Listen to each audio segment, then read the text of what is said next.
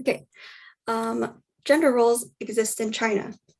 Hofstede Insight scores Chinese culture 66 points on the masculinity dimension, indicating a very masculine-orientated culture. In our textbook, Roth describes that in these cultures, gender roles are clearly defined and follow a patriarchal system. Men are seen as the breadwinner and head of the household. Women, on the other hand, are expected to take care of domestic duties. Zhou and his 2018 research team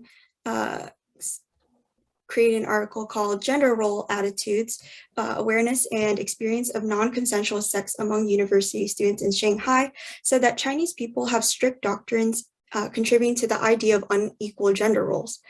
Women are expected to follow the three obedience, or Sang Kong, that says that women need to be subordinate to men throughout their entire lives. This teaching says that women are daughters to their fathers, wives to their husbands, and when they're widowed, they serve their sons. Further, women are expected to engage in sex after marriage and are expected to be loyal to their husbands. However, men aren't held to the same standards. Chinese women are expected to be celibate and unaware of sexual matters. Display of such knowledge is seen as a taboo. So his research team sought to find the correlation between strict gender expectations and the awareness of non-consensual sex of university students in Shanghai. What they found was interesting, but not surprising. They found that almost 20% believed that unequal positions in the family was normal. 2.9% of students even believed that physical violence towards female was morally correct. The study also suggested that more women believed in chastity compared to males. Men were less aware of what is considered non-consensual sex, and more male university students had believed in having a power dominance. This does not only describe how men and women view each other, but also the expectations they have put on themselves. The study highlights how Chinese people view gender roles and indicates that it's a masculine-centered society. You can also see this in family dynamics. According to Chapter 9 of An Introduction to Intercultural Communication by Jant in 2020, boys are more valued than girls. When families prepare to have children, boys are usually more favored because they keep the family name. The responsibility of having a son ultimately falls on a woman's shoulder. This can be exemplified by Christine Chiu from the Netflix show Bling Empire, created by Jeff Jenkins Productions in 2021. We will now show an audio clip of Chiu talking about her family roles in Chinese culture.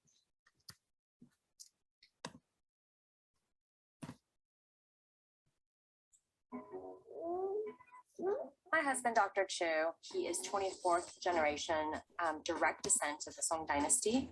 If dynasties were still in existence in China, my husband's father would be an emperor and he would be next in line, and baby G would be a little prince. In Chinese culture, your expectation as a wife is to provide a male heir. And for 11 years, I was unsuccessful at getting pregnant. And so baby G is our miracle child. Seeing his face can literally light up my world.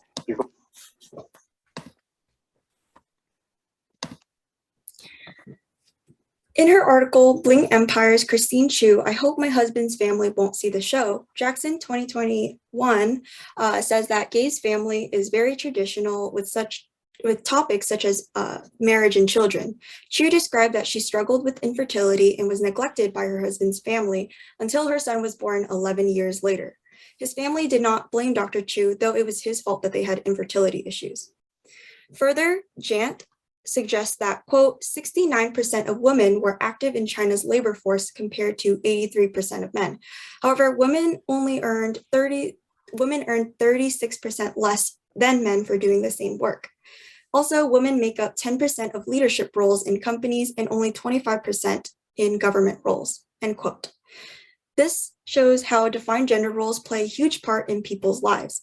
Women are expected to have domestic jobs, care for the family, and provide a son. Men are not held to the same standards. This proves how masculine-oriented Chinese culture is and affects how people view one another. I will now pass it off to Andrew to talk about communication patterns in China. Chinese is one of the oldest languages in the world. Pennsylvania State University article called Exploring China, Verbal and Nonverbal Language says that the Chinese language has been in existence for over 6,000 years and that many dialects are spoken throughout the country. Zimmerman's 2017 article called Chinese Culture, Customs and Traditions of China indicates 7 main dialects are used in China. About 71.5% of people use Mandarin, 8.5% speak Wu, 5% speak Yue or Cantonese, 4.8% speak Shang, 4.1% speak Min, 3.7% speak Hakka, and 2.4% speak the Gan dialect. Chinese should not be seen as one language, and since proficiency is one does not mean you can understand others. Hence, it is usually referred to as a family of languages. Though there are many dialects, our group will focus on Mandarin Chinese. Lin's 2020 article called Chinese Language says that Putonghua, or Mandarin, is considered the official language of China and is usually the second language adopted by people who spoke either dialects. Putonghua is also learned by Westerners. Due to its popularity, Mandarin Chinese is usually taught in schools, is a language used in radios and television, and is the universal language in the quote, northern, central, and southwestern provinces of China, end quote. Furthermore, Chinese is considered a tonal language. According to Sue's 2019 article called What Are the Four Mandarin Chinese Tones? Some Chinese characters have the same sounds, so tones are essential to differentiate between certain words. The 4 tones are called flat, rising, rising, and falling. Depending on the tone, certain sounds would have a higher or lower pitch or neutral tone. Yeah, for example, the word horse is ma, which uses the 3rd tone, but the word for mom is ma, which uses the 1st tone. Aside from language itself, Malinsky's 2017 article called A Cheat for Trump and You and Communicating with the Chinese describes Chinese communication as very indirect. He says that is because they try to avoid losing face. Growth defines face as image we project to others.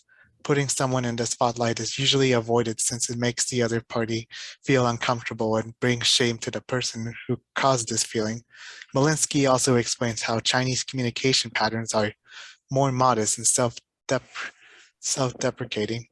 Chinese people will show less enthusiasm and then display less emotion since they want to avoid looking like they are bragging. Growth defines this as a high context, emotionally restrained culture. High context cultures require people to look beyond the words being spoken. Communicators tend to avoid talking about things directly, avoid emotionally expressive words, and their audience is required to decode and infer the true meaning behind those messages. Scrope and Evison 2017 blog called Chinese Culture mentions that pitch is also important. It was described that men are expected to speak louder than women.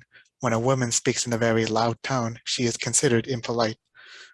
Though we can go on about the verbal communication patterns in Chinese culture, we would like to zero in and mention honorifics. Amy will talk about this in the next slide.